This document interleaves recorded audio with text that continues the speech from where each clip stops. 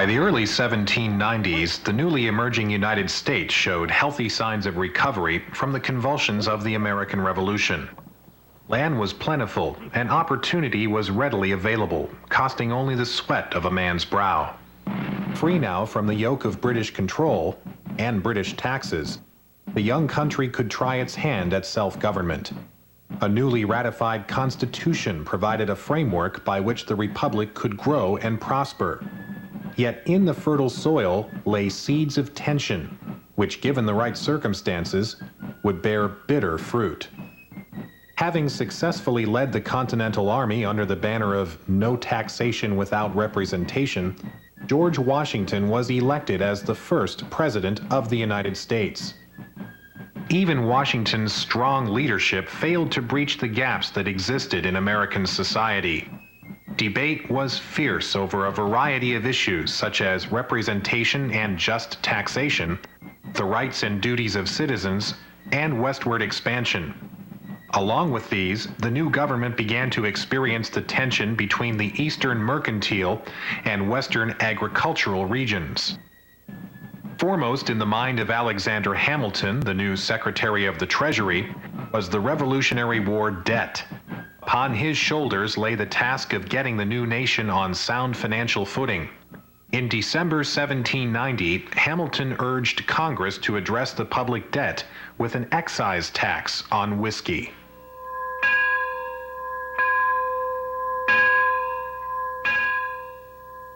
On March 3, 1791, Congress passed an excise tax on whiskey. This tax would be the focus of attention in the western counties of Pennsylvania for the next 3 years. And the excise tax was a part of that. The government needed $5.6 million to operate every year, $4.6 to go to the debt, $1 million just to handle its normal expenditures. Of that $5.6 million, $1.2 million would come on an excise tax from whiskey, and also excise taxes on other items such as salt. The reason you choose whiskey as the main portion of that tax is because the American people in the early 1790s were quite fond of their liquor. And so Alexander Hamilton and others who had envisioned this tax saw it as a sin tax to try to lessen the American people's dependence upon alcohol and reduce some of the vice that occurs from it. The tax provided that Pennsylvania be divided into 4 areas known as surveys. The 4th survey, consisting of Allegheny, Westmoreland, Fayette, Bedford, and Washington counties, contained 25% of all whiskey stills in operation in the entire United States in 1791. Many Western Pennsylvanians saw no difference between this tax and the hated British taxes. Both demanded resistance. We won't pay no excise tax. We won't pay it, so take it back. Old Hamilton's a fool, lots of sense he lacks. But no, we won't pay no excise tax. The excise tax will bleed you dry. The harder you work, the tax goes as high.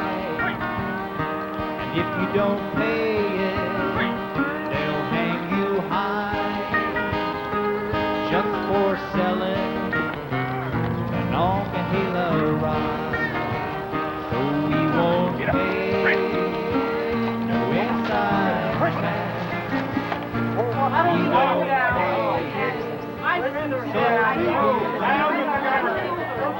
Old Hamilton's a fool, lots of sense he lacks. No, we won't pay no excise tax. We won't pay no excise tax. We won't pay it, so take it back. Old Hamilton's a fool, lots of sense he lacks. No, we won't pay no excise tax. No, we won't pay no excise tax.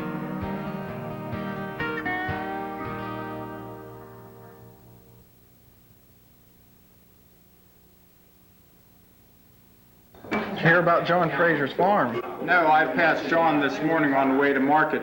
Didn't say a word to me. Didn't even look up when I called him by name. What about John's farm? Yeah, he's got to buy his land back from some Easterner out in Philadelphia. Claims he owns a deed to the land. It's not right the way the East is buying land out here in the West. Land that's not rightfully theirs to sell. John Fraser and his father before him been farming that land for years. Not right to make a man buy back what's already rightfully his. Not right at all. You know, the East is taking advantage of the poor farmer of the West.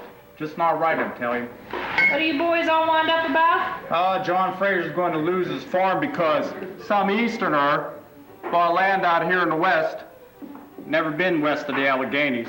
Hey, Jenny, did you hear John Fraser's going to lose his farm? Some Easterner bought a deed to his land. Ain't that a shame? That just ain't right. John Fraser's a good man. Good looking, too. If he didn't have a wife and 13 kids, I'd be interested. What makes you think he'd be interested in you? Go head around and serve those boys on the other side of that bar, and I don't want to hear no lip. Couldn't help overhearing your conversation. You Western fellas seem to think that if you build a cabin and farm the land, it's yours. Well, it's not. It belongs to the government.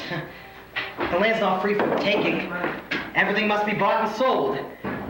Why, do you think in Philadelphia a man could come up, claim a corner of the town, build a house, and then say that he owns that part of the town? We ain't in Philadelphia. I suppose you feel this excise tax is a good thing?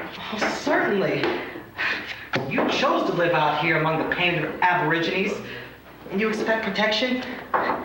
It'll be your tax dollars from the whiskey you make, and obviously consume in great quantities that will pay for your protection. I believe he just insulted us. Now, I believe you're right. 7 cents a gallon isn't gonna hurt your purse strings. I mean, you sell this devil's concoction for what? 50 cents a gallon? We get 50 cents in the East. We only get 25 cents here in the West. We're poor farmers. We don't have money to pay the tax. If we could barter, pay the tax with whiskey, then yes, we could pay the tax. We don't have much hard money. If I need grain, I go down to the store and I trade whiskey for grain. If Jeremiah needs beef, he trades whiskey for beef. But I'll tell you what I don't need. I don't need some dandy man from the East coming out here in the West and telling me how to run my life. You want me to hit him? Nah, not yet anyway. Look here, fella. You might dress fancy and you might speak eloquently, but we don't need you coming around here and telling us what to do. So I'll tell you what, why don't you just get out of here? Can I hit him now? Just escort him out. Hey, you can't do this to me! Come on! I'm a paying customer here! I don't want any trouble in my place, Johnny. You've got no right throwing out my paying customers. This money's no good here. I don't care where they're from. You've got no right to kick out my customers. That man we threw out was from Philadelphia. Well, then I'm glad you threw him out. Bad enough being from the East, but we don't need anyone from Philadelphia in here. Not in my tavern. You worthless wenches, what am I paying you for? You get to work. Well, fellas, the way I figure it, there ain't much difference between the rule of King George III and the rule of George Washington. Ain't nobody asking your opinion. Well, we're still being told what to do, and we're still having to pay taxes for protection. You're not from around here, are you? Nope, I'm from Virginia. Oh, I can't. And we don't like the government under Washington and Hamilton dictating our lives. Well, sometimes I think we were just as well off under British rule. How dare you speak of the British? Well, are we any better off? We're still having to pay taxes, and we're still needing protection. Well, I say, if the British can control those Indian raids, we should toss our hat in with them. Well, I even hear there's been correspondence between General John Neville and some other Pittsburghers about the West seceding from the East. That'll never happen, not with the British. And why not? Because I took a musket ball in the leg at Brandywine, and my farm burned to the ground by Indians led by British Rangers. My pa was killed at Yorktown. My sons were killed and tortured by the Redskins. Does that answer your question? I don't care where you're from. Get out of my tavern, you redcoat-loving son of a bobcat. Hey, well, listen, now you wait here. At this rate, I won't have any more customers. You don't need their business. This tavern's not a haven for Easterners and Southern loyalists. Their money's just as good as yours, and their tips are much better. Now quit your whining. Now how about fetching me and my friend another drink? Now that David Bradford, he's a fellow with a good head on his shoulders. That he be. You know, states' rights. The Easterners just don't understand the necessity. Well, we need to voice our own opinions more. You know, if we're up to Alexander Hamilton, we'd have no say-so at all. According to Hamilton, only the rich and the well-bred should have any say in government. Called us lower people, not to have any say-so in government. Hey, Jenny, think Jeremiah and I are lower people? Well, I'll tell you later, when I find out how friendly your pocketbook is to the fine service I've been giving you and your friend. A toast to David Bradford. I, a man with vision. Come on, Jeremiah. Let's give that tax collector a nice, warm Western Pennsylvania welcome. Jenny, for your fine services, it's always a pleasure. I don't know. I think those boys are up to no good. When we first come to Monongahela Valley, neighbors all told us, plant your land in rye.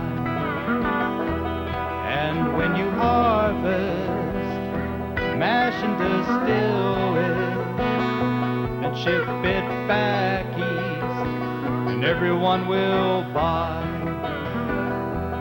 Come on and buy it, the finest in the land. Come on and buy it, Monongahela rye. Come on and try it, the glass high in your hand. Sip or swallow. Violent outbreaks went hand in hand with the excise tax. William Graham of Washington County awoke one night to find a man dressed as Beelzebub in his home. The visitor announced the taxman was to be turned over for torment to a legion of devils waiting outside. Come on and try it. Tell Washington. Your glass high in your hand. Sip or swallow. It will steam up your eye. That hurt? You have enough?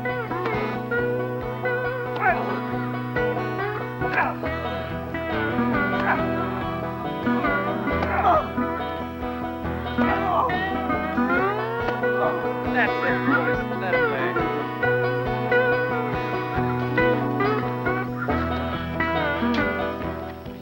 Other excisemen experienced a form of torture and humiliation called tarring and feathering. This was the process of being stripped naked, doused in pine tar, which was sometimes heated, and then covered in feathers. The victims would normally be paraded around in an embarrassing manner and then tied to a tree in the forest. One unsympathetic witness called the occasion the most audacious and accomplished piece of outrageous and unprovoked insult that was ever offered to a government.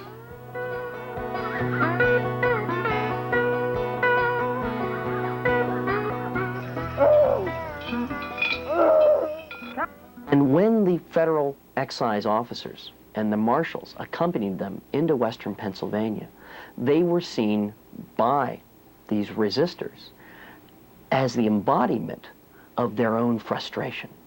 And so they vented their frustration. They vented it with violence. One violent account of tarring and feathering occurred in the fall of 1791 to a young man named Robert Wilson, forced to march 5 miles to the blacksmith shop and stripped naked.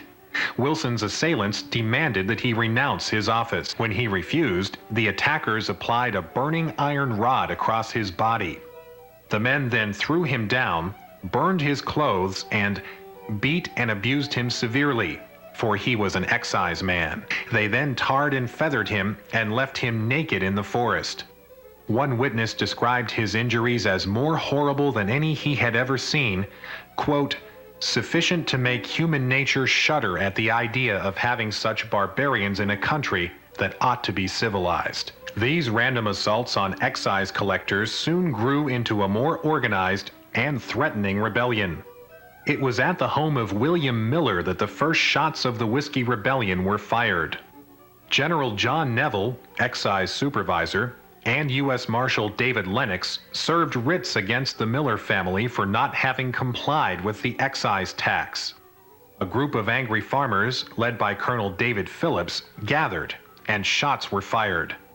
The following morning, a group of 40 men, half of whom were armed, visited Neville's house, referred to as Bower Hill, and demanded his resignation and all records associated with the excise. Neville refused and then opened fire on the rebels. 5 men were wounded, and one of them, Oliver Miller, William's nephew, was killed. The next day, about 600 rebels returned to the Neville house. The rebels, led by local Revolutionary War hero James McFarland, demanded the surrender of John Neville. Neville refused, and firing began on both sides. During a pause in the fighting, McFarland stepped out from behind a tree and was immediately shot and killed. Buried McFarland today. Majors at rest in the clay. A bullet pierced his heart, the rebellion must start. We buried McFarland today. I see the smoke from Bower Hill. Tax collector's house is burning still. There's blood upon the ground. If you cry, don't make a sound. They'll never take our freedom away. We buried McFarland today. Majors at rest in the clay. A bullet pierced his heart, the rebellion must start. We buried McFarland today.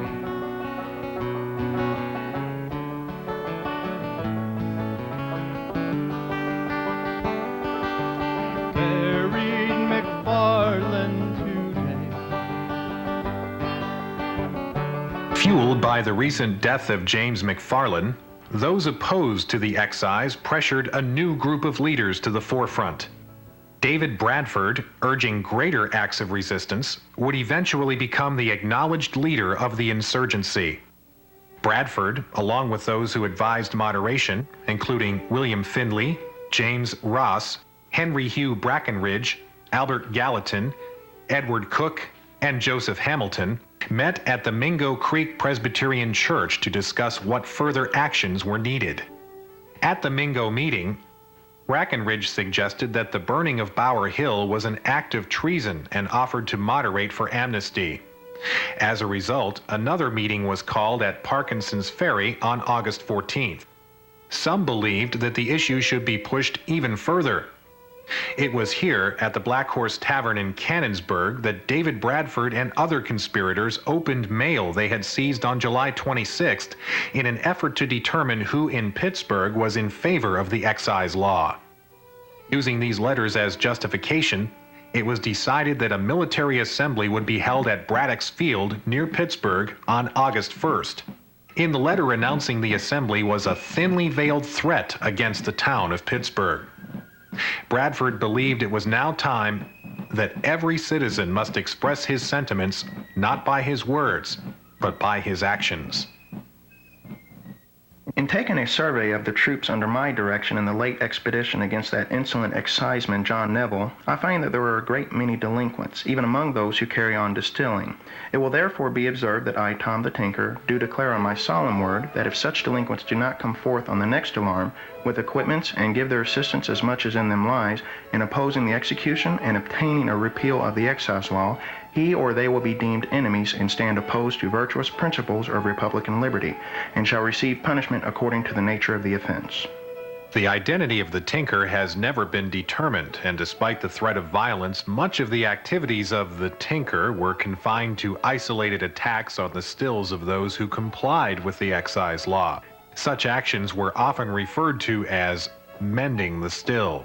Many historians disagree as to the actual identity of Tom, since he seemed to be anywhere and everywhere at the same time, yet there is general agreement that every man who added his voice to the chorus of dissent was in every way equally a tinker. Every rock thrown bore his fingerprints. Tom the Tinker was the mob personified. In response to David Bradford's letter to local militia, between 5,000 and 7,000 troops assembled on the east bank of the Monongahela River, about 8 miles from Pittsburgh.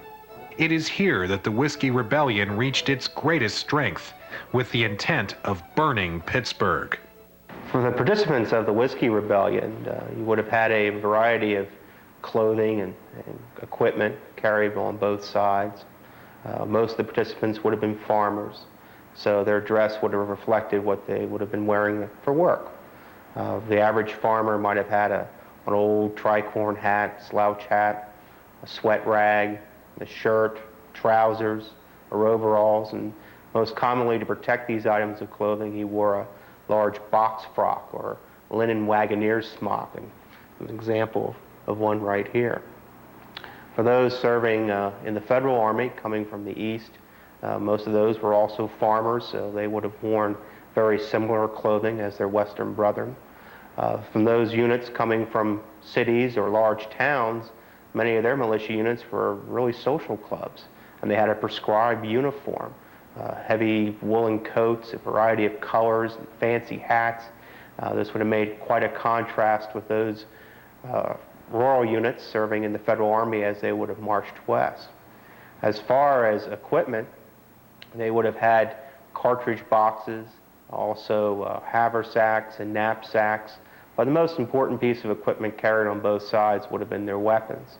For those who could afford it, they would have had rifles. Rifles are very expensive, or used primarily for hunting. They came in a variety of calibers, but for most of the farmers, rifle was not a realistic weapon to have. Most of them would have been using a hunting musket or an old military long arm. And this is the example of one right here. This is a French Charleville, typically carried by American troops in the American Revolution. They also would have been using British Brown Besses. The advantage of this weapon is it's very sturdy, it's cheap, and very easy to load. It's loaded by using a cartridge. Cartridge is nothing more than a rolled tube of paper, a musket ball at the bottom, a powder charge at the top, and you'd simply bite into this to load it. Then you could load this weapon every 20 seconds. Another advantage that this weapon has that would have been very good at chasing whiskey rebels would have been the bayonet. Rifles don't mount this. It's very good for chasing rebels around. It was at this point that cooler heads prevailed. A voice of moderation was heard from Henry Brackenridge, who was able to convince the leaders of the rebellion to warn Pittsburgh to banish all obnoxious characters within 8 days or face destruction. The list of those to be banished included those whose feelings about the excise had been determined by the stealing of the mail. On August 2nd, the Whiskey Boys marched through Pittsburgh with no problems and no damage done, in part because the 379 residents of Pittsburgh supplied the invading army with food and whiskey. 4 barrels of whiskey were even supplied by Brackenridge himself. Upon confirmation from Pennsylvania Supreme Court Justice James Wilson that a state of rebellion existed in western Pennsylvania, President Washington himself on August 7th mobilized 12,950 troops from eastern Pennsylvania, Virginia, Maryland, and New Jersey under General Harry Lee, the governor of Virginia and father of Robert E. Lee. This turn of events was unbeknownst to the delegates who met at Parkinson's Ferry on August 14th. When the delegates from the western counties met at Parkinson's Ferry, foremost among those assembled was Albert Gallatin. Born in Geneva, Switzerland in 1761, Gallatin's aristocratic education would prove valuable after immigrating to America in 1780. Serving in the legislature at both the state and national level, Gallatin proved his value as an expert in fiscal affairs. In 1794, his importance as a voice of moderation would be instrumental in avoiding bloodshed between the Whiskey Boys and the federal militia.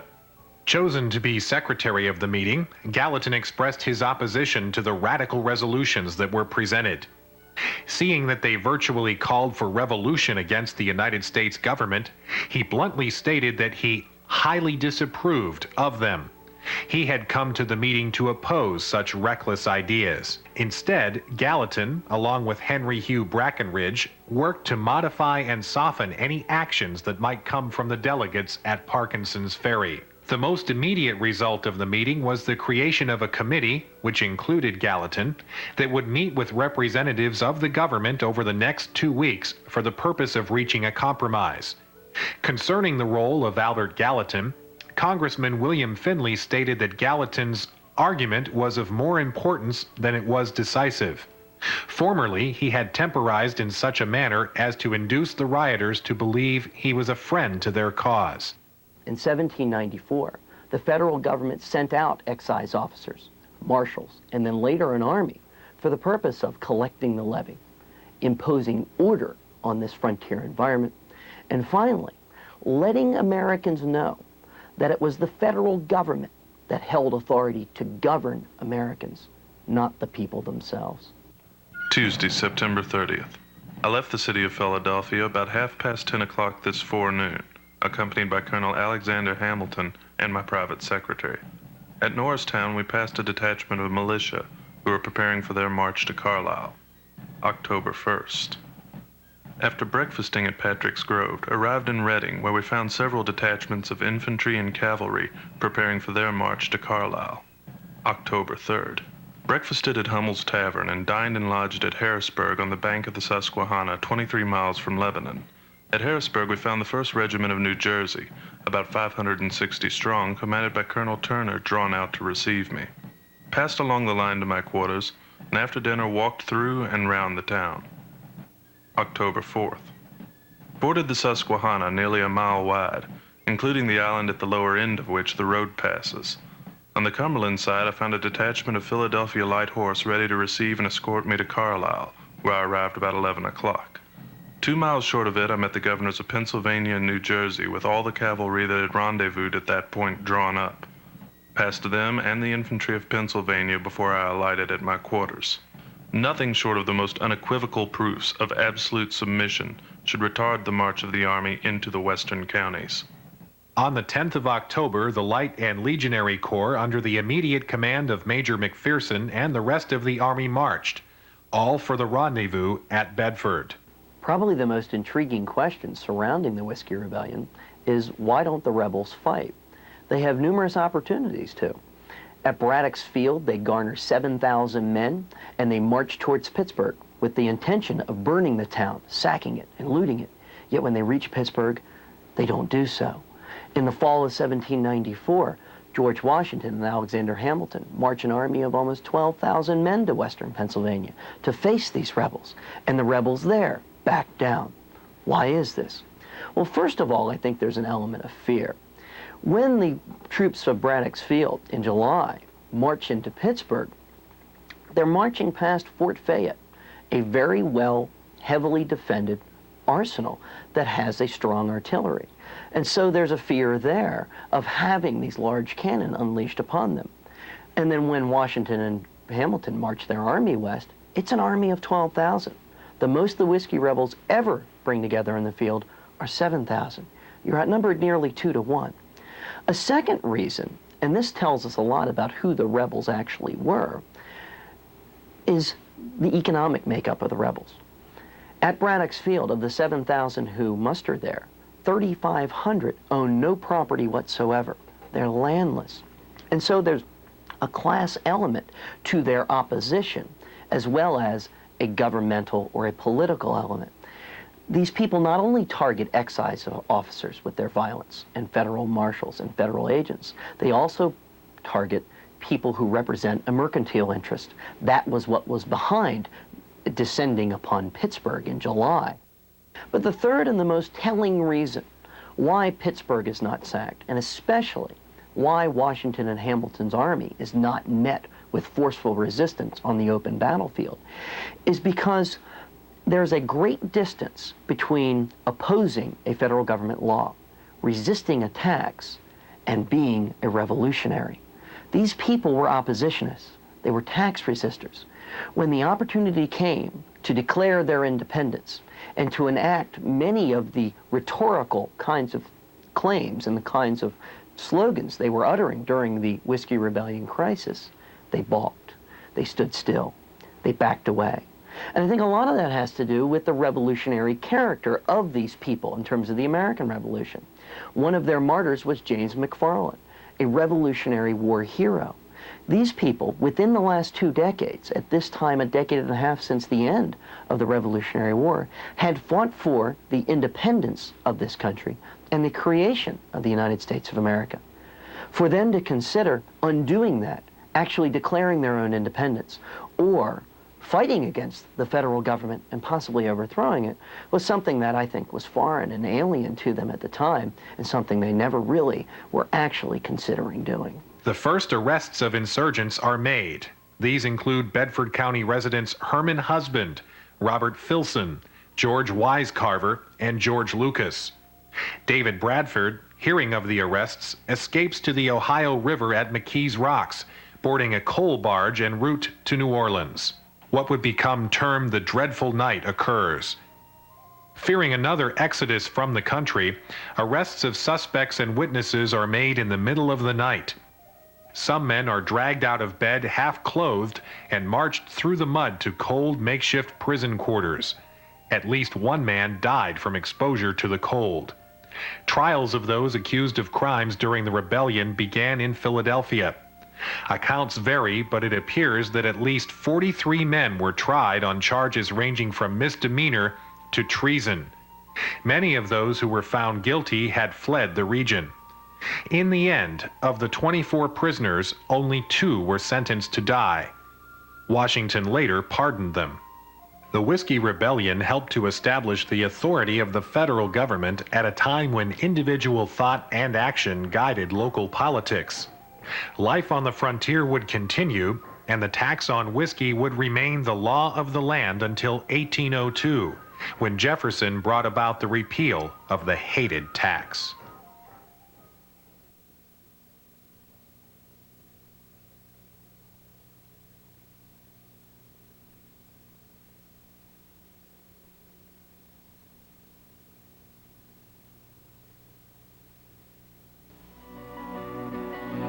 Farmer's work is never done.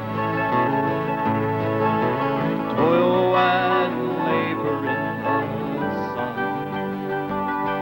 and pay the whiskey tax, barely clothes upon our backs. They'll never take our freedom away.